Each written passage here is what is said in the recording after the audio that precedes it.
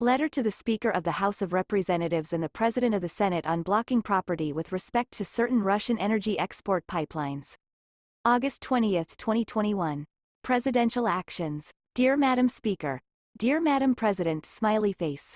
Pursuant to the International Emergency Economic Powers Act, 50 U.S.C. 1701 et seq.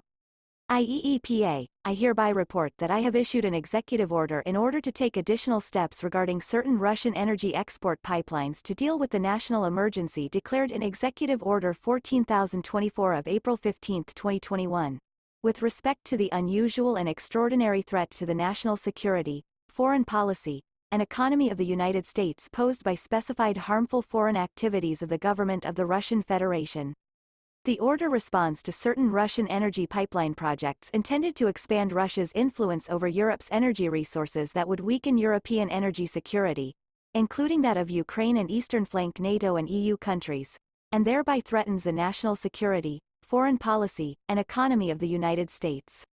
The order blocks the property and interests in property of foreign persons identified by the Secretary of State, in consultation with the Secretary of the Treasury, in a report to the Congress pursuant to the Protecting Europe's Energy Security Act of 2019, Title 78, National Defense Authorization Act for fiscal year 2020, Public Law 116-92, as amended by Section 1242 of the National Defense Authorization Act for fiscal year 2021, Public Law 116-283, PEESA, for engaging in certain activities or providing certain services to facilitate construction of the Nord Stream 2 pipeline project, among others.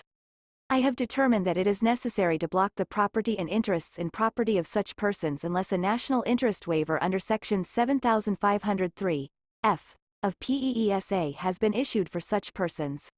I have delegated to the Secretary of the Treasury the authority, in consultation with the Secretary of State, to take such actions, including the promulgation of rules and regulations, and to employ all powers granted to the President by IEEPA and PEESA as may be necessary to carry out the purposes of the order.